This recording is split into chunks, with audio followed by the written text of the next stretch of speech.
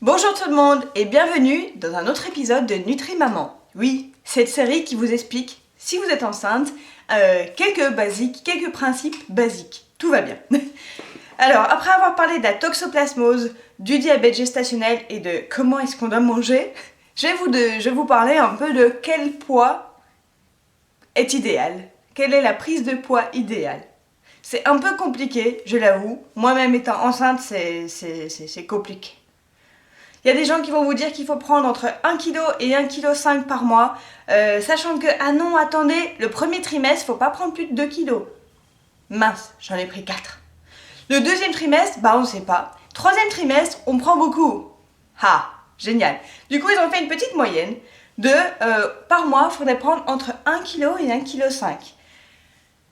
Alors, personnellement, je suis à mon 7e mois. J'ai pris 9 kg en plus depuis le tout début. Qui fait une moyenne d'1,3 kg. Ce qui n'empêche pas mon gynéco de me regarder avec des grands yeux et en mode « Arrêtez le sucre et le pain !» Mais qu'est-ce que j'ai fait? Donc voilà. Et de l'autre côté, vous avez tout le monde autour de vous qui ne font pas partie du corps médical, qui vous dit « Profites-en, mange, vas-y, il faut manger pour deux, vous êtes deux dans ce corps, machin, machin, machin. » Alors, comme je vous en ai déjà parlé, il ne faut pas manger pour deux. Non. Regardez la vidéo de comment est-ce que je dois manger. Hein. Faut juste manger mieux et pour une personne. Mais manger mieux. Plus équilibré et vraiment bien dosé tout ce qui est protéines, légumes, fibres et voilà. Donc après, toujours depuis mon petit livre Bien manger en attendant bébé, écrit par des sages-femmes et des nutritionnistes, et d'après ce que j'ai aussi parlé avec ma sage-femme et ma gynéco, je vais vous parler un peu de voilà, combien de kilos est-ce qu'on est censé prendre pendant ces 9 mois. Parce que oui, vous allez prendre des kilos, il faudrait en prendre des kilos, faut surtout pas faire de régime ni se restreindre en mode calories pendant la grossesse, puisque ça peut avoir un impact sur le développement du bébé. Alors c'est compliqué parce que d'un côté on vous dit prenez pas trop de kilos et à la fois il faut en prendre assez pour que le bébé soit en pleine santé et assez de nutriments, etc. etc. D'où l'importance d'une alimentation saine et équilibrée. Personnellement, avant je mangeais toutes les 3 heures. Beaucoup de smoothies, beaucoup de fruits, donc très sucrés. Donc j'ai dû revoir mon alimentation. Je ne mangeais presque pas de pâtes et de pain. Je ne buvais plus de lait non plus. Donc j'ai dû revoir toute cette alimentation. Et j'avoue qu'au tout début, et surtout quand j'étais malade, forcément je me suis gavée un peu de chocolat. J'avoue. Parce que voilà, pendant 2 jours, j'avais rien envie de manger, je faisais que vomir, etc. Et quand j'avais envie de manger, c'était soit un fast-food ou soit c'était une tablette de chocolat. Donc je me dis, vu que j'ai rien mangé en un jour, vaut mieux que je mange un truc. C'est très mal, mais on est tous passés par là, je pense, forcément. Et petit à petit, j'ai réappris à bien manger et du coup, j'étais moins malade, c'est important, et j'avais moins faim. Donc au lieu de manger 7 fois par jour, maintenant, je mange plus que 4 fois par jour. Donc je mange au petit déjeuner, le midi, un petit 4 heures et le soir. Voilà, je suis déjà très fière de moi. J'ai eu surtout beaucoup de mal au matin parce qu'en général, vers 10 heures, j'ai l'attaque. J'ai faim. Du coup, on prend une infusion. Bref, tout va bien. Mais alors, vous allez me dire, mais quel poids est-ce que je dois prendre? Alors, ce que j'aime bien dans ce livre, c'est qu'on vous explique que c'est pas figé, c'est pas juste 1 kg par mois ou 1,5 kg par mois. Ça dépend de vous et de votre IMC. Donc, combien vous faites déjà à la base? Est-ce que vous êtes en sous-poids, en normal ou en surpoids? Et ça va vous dire un peu plus ou moins combien vous devriez viser. Combien vous devriez faire. Hein. Alors, personnellement, moi j'avais un IMC à 19. Parce que je pèse donc, et encore je suis même plus sûre, je pesais 51 kg et 1,63 m. Alors ça se trouve je suis pile à 19,5. Bref. Pourquoi je faisais 51 kg? Parce qu'on était partis en vacances, mais normalement mon poids normal est 49 kg, donc c'est pour ça que je me considère encore en 19 normalement. Je tape ma lampe, tout va bien. Bref, ici donc ils vous disent en général Donc on vous dit, les femmes pensent à tort qu'elles doivent prendre environ 12 kilos pendant leur grossesse. Ben non, c'est une moyenne.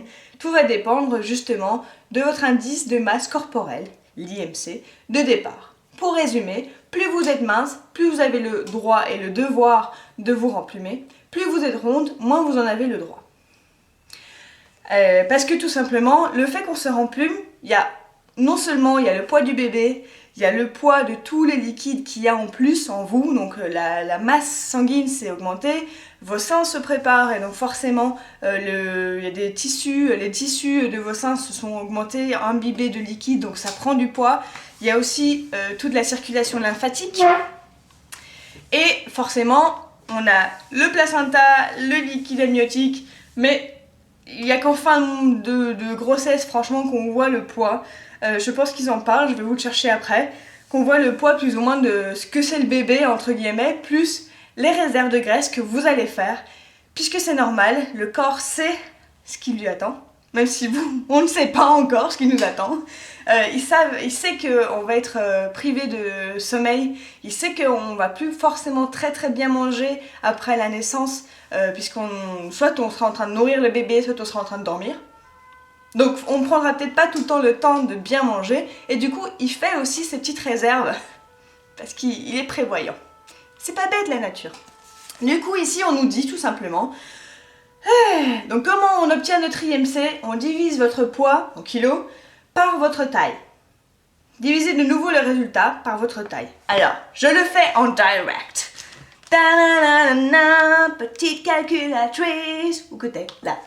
Du coup, ah merde, c'est pas ça, excusez-moi, c'est une vidéo. Alors, divisez votre poids, on va dire le poids à la base, 51, divisé par la taille, en centimètres, en mètres, donc 1,63, redivisé par 1,63, je suis à 19,19, donc ok.